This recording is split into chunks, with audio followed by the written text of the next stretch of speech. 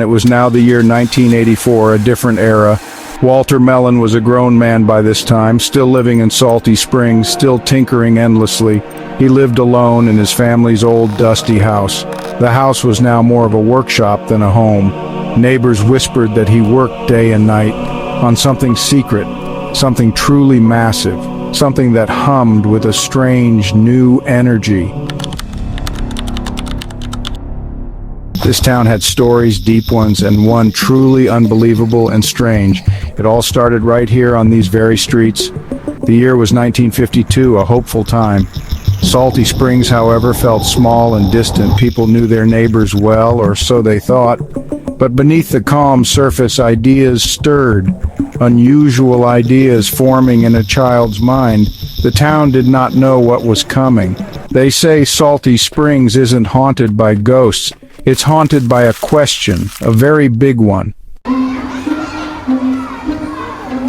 Walter Melon grew up like most other kids. He played in the Salty Springs dust and sun. He went to the small local schoolhouse. He seemed, for all intents, like any other boy. But that was only on the surface of things. Inside, his young mind raced. He saw the world in a different light, a quiet boy with a universe held in his eyes. His path was already diverging from the norm.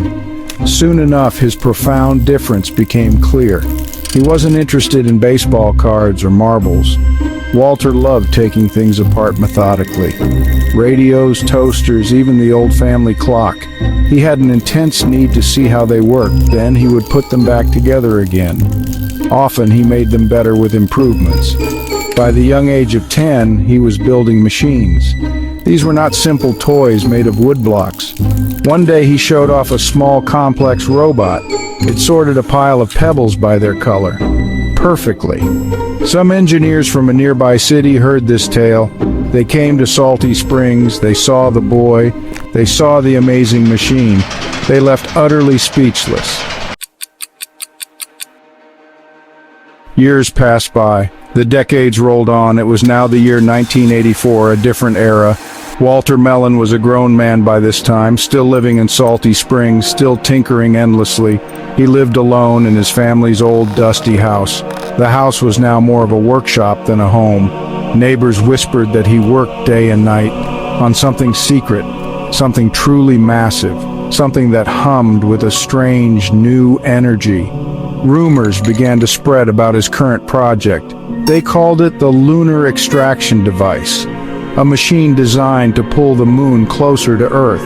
It sounded completely impossible, utterly mad even. Descriptions of the device varied wildly. Some saw giant coils, others spoke of powerful, focused light beams.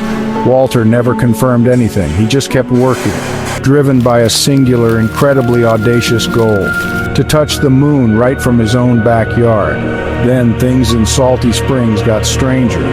Late one night, odd lights appeared in the sky, pulsating eerily above Walter's property. Dogs howled all over the small town of Salty Springs. The ground itself seemed to tremble. People reported feeling a strange pull. Everyone in town knew where to point their fingers. Concerned citizens finally called the authorities, the local sheriff's department, maybe even bigger agencies. Reports of strange lights, unexplained ground tremors, and a local man trying to steal the moon itself. It sounded like a prank call, but the people of Salty Springs were insistent, so the official cars came. Stern-faced officials arrived. They probably expected to find a harmless local eccentric.